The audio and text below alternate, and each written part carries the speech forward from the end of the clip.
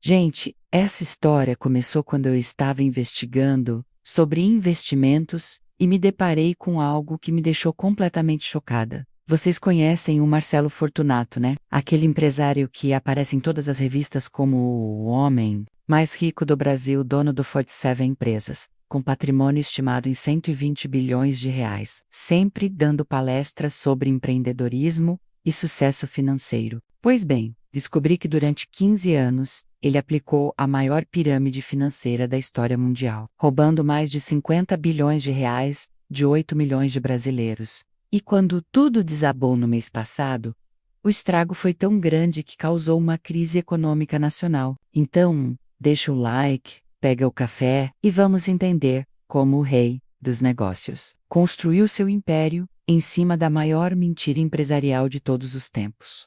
A história do Marcelo Fortunato era conhecida por todo brasileiro. Filho de pedreiro, que começou vendendo bala no sinal, aos 16 anos criou sua primeira empresa de eventos. Aos 25 já era milionário e aos 40 se tornou o empresário mais admirado do país. Ele tinha empresas em todos os setores imagináveis: construção civil, tecnologia, agronegócios, energia, telecomunicações, educação, saúde e até mesmo uma companhia aérea própria. Todo mundo queria saber qual era o segredo dele para ter sucesso em áreas tão diferentes. E ele sempre respondia nas entrevistas que era visão de oportunidades, trabalho duro e, principalmente, saber cercar-se das pessoas certas. Durante anos, ele foi capa de todas as revistas de negócios, deu centenas de palestras motivacionais, escreveu 8 livros sobre empreendedorismo e até mesmo universidades criaram cursos baseados nos métodos Fortunato de gestão empresarial.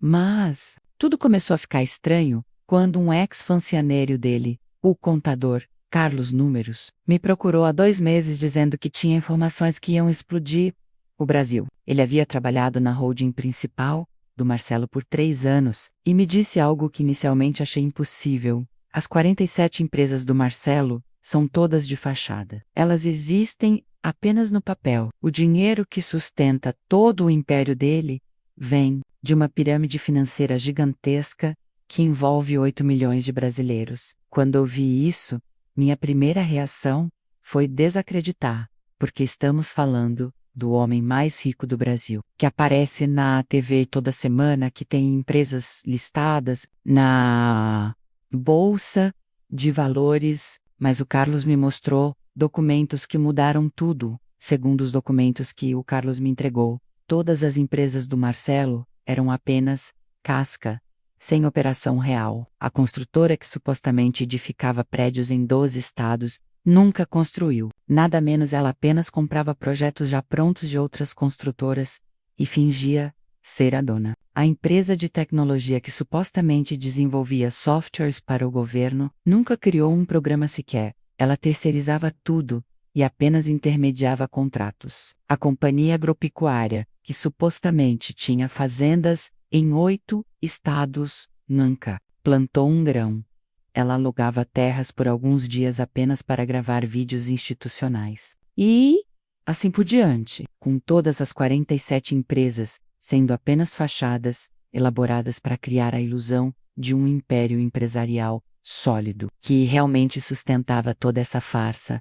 Era um esquema de captação de recursos que o Carlos chamou de a pirâmide disfarçada de investimento. O Marcelo havia criado um fundo de investimento chamado Fortunato Capital, que prometia retornos de 3% ao mês para investidores, alegando que o dinheiro era aplicado nas empresas de sucesso comprovado do Grupo Fortunato. Milhões de brasileiros investiram suas economias nesse fundo, acreditando que estavam participando do sucesso do empresário mais admirado do país. O problema é que esse dinheiro nunca foi investido em empresa nenhuma, menos ele era usado para pagar os retornos dos investidores antigos com o dinheiro dos investidores novos, enquanto o Marcelo desviava uma parte para sustentar seu estilo de vida milionário e criar as empresas de fachada. Durante 15 anos, esse esquema funcionou perfeitamente, porque o Marcelo era extremamente inteligente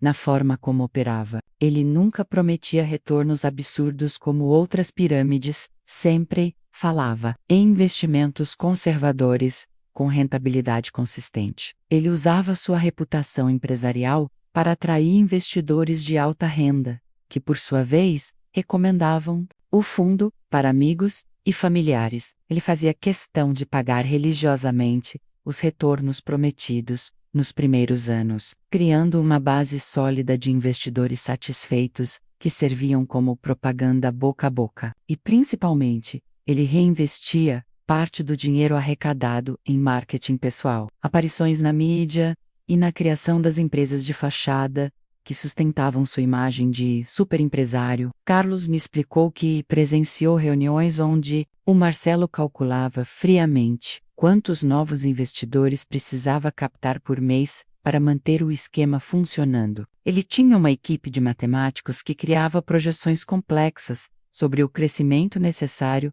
da base de investidores, e uma equipe de marketing que desenvolvia estratégias para atrair novos clientes, sem levantar suspeitas, quando o número de novos investidores começava a diminuir. Ele lançava produtos especiais como o Fundo Fortunato Premium, ou criava oportunidades exclusivas para reinjetar entusiasmo no mercado. Ele chegou ao ponto de contratar celebridades para fazerem depoimentos sobre como tinham ficado ricos investindo com ele, e de patrocinar eventos de grande porte para associar sua marca ao sucesso e à confiabilidade. Mas Carlos me revelou algo ainda mais chocante.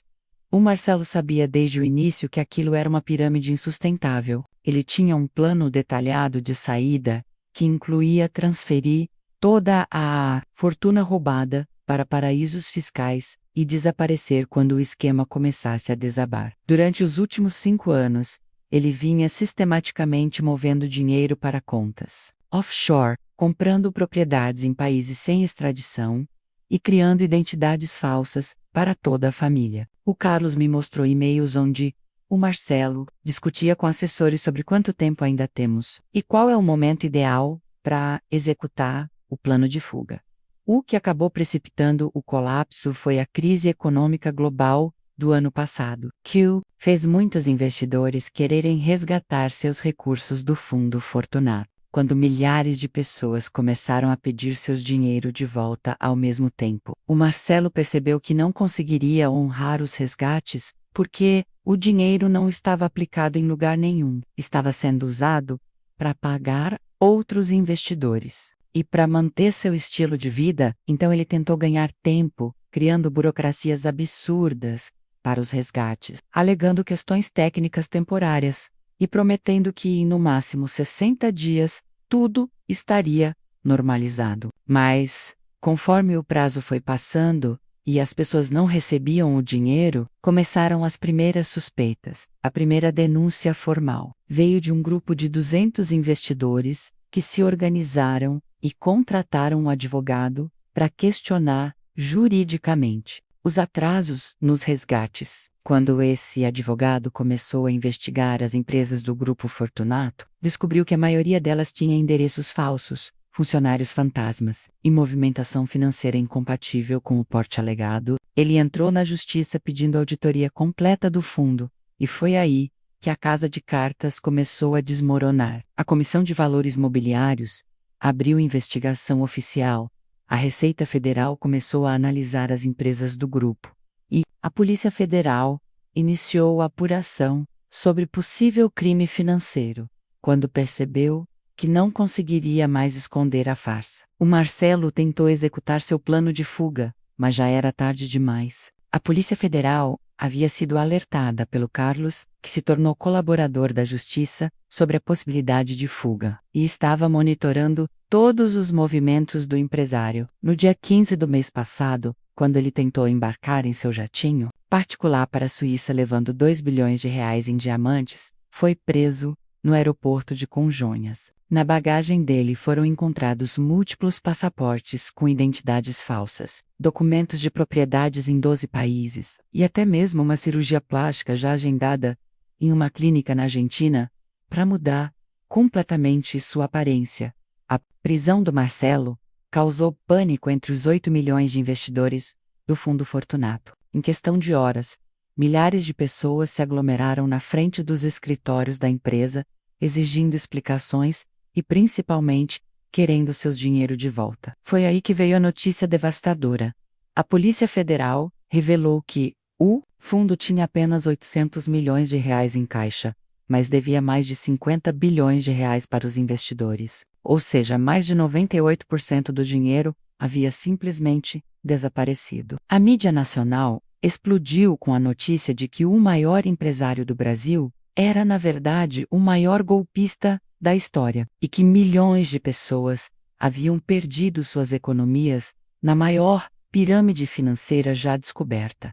O impacto na economia brasileira foi imenso. Dos 8 milhões de investidores lesados, 3 milhões eram aposentados, que aplicaram toda a reserva de aposentadoria no fundo. Fortuna. Mais de 500 mil pessoas haviam vendido imóveis para investir mais dinheiro no fundo. Centenas de milhares de pequenos empresários usaram o capital de giro das empresas para investir. E agora estavam falindo. O governo federal teve que criar um programa emergencial de assistência às vítimas, mas mesmo assim mais de 200 suicídios foram registrados nos primeiros 15 dias após a descoberta do golpe. Todos de pessoas que perderam tudo e não conseguiram lidar com a realidade.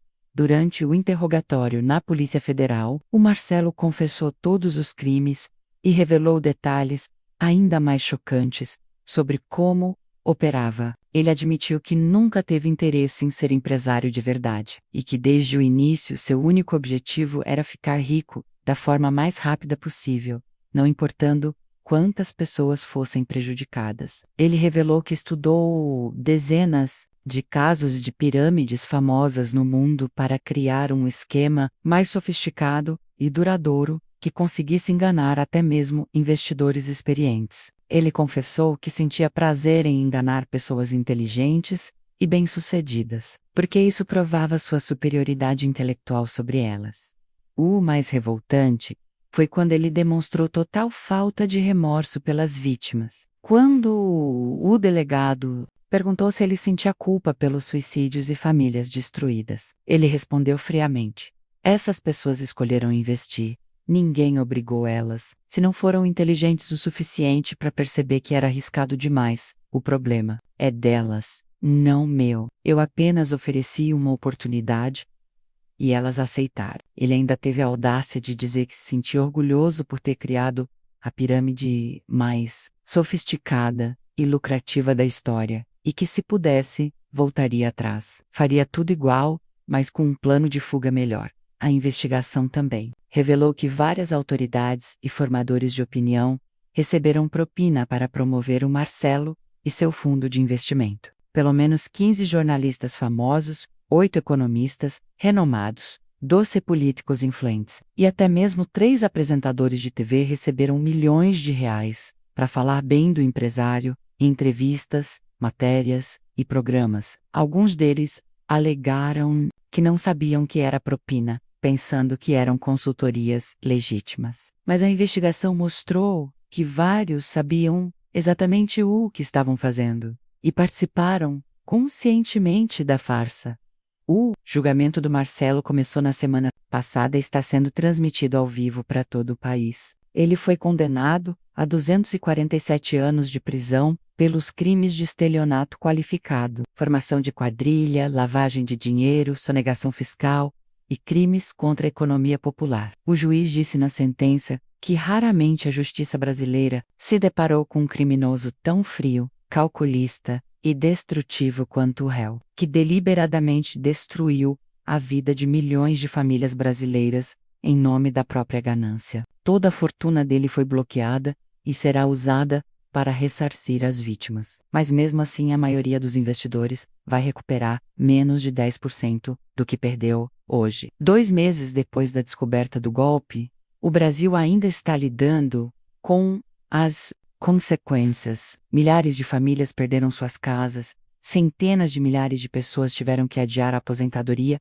e a confiança dos brasileiros no mercado financeiro despencou. Várias empresas legítimas estão enfrentando dificuldades. para captar investimentos porque os investidores estão com medo de cair em novos golpes. O governo criou regras mais rígidas para fundos de investimento e está discutindo leis mais severas para punir pirâmides financeiras. Mas o estrago na economia e na confiança das pessoas já foi feito.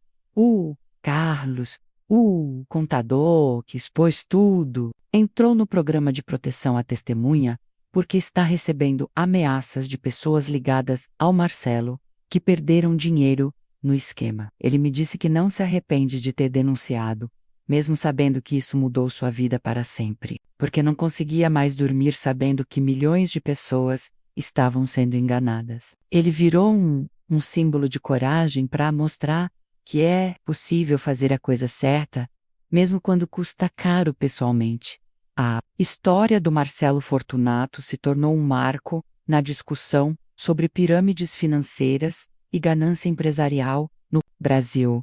Mostrou como uma pessoa pode enganar um país inteiro durante 15 anos usando marketing, mídia e principalmente a vontade das pessoas de acreditar em sonhos de enriquecimento fácil. O mais triste é pensar em quantas das 8 milhões de vítimas eram pessoas simples que trabalharam a vida inteira para juntar o dinheiro que perderam e que agora vão ter que recomeçar do zero por causa da ganância desmedida de um sociopata que transformou a esperança alheia em sua fortuna pessoal. Gente, que história mais revoltante, né? Um homem que enganou 8 milhões de pessoas durante 15 anos, roubou 50 bilhões de reais, causou centenas de suicídios e ainda assim não demonstra nenhum arrependimento pelo mal que fez. Mostra como é importante sempre desconfiar de investimentos que prometem retornos altos demais e principalmente nunca colocar todo o dinheiro em um lugar só, mesmo que pareça super seguro. E aí, vocês já desconfiaram de algum investimento que parecia bom demais para ser verdade? Conhecem sinais que podem indicar pirâmides financeiras? Comentem suas experiências com investimentos. Se inscreve no canal, deixa o like e compartilha para alertar outras pessoas sobre esses golpes. Nos vemos no próximo vídeo com mais revelações que vão chocar vocês. Tchau, tchau.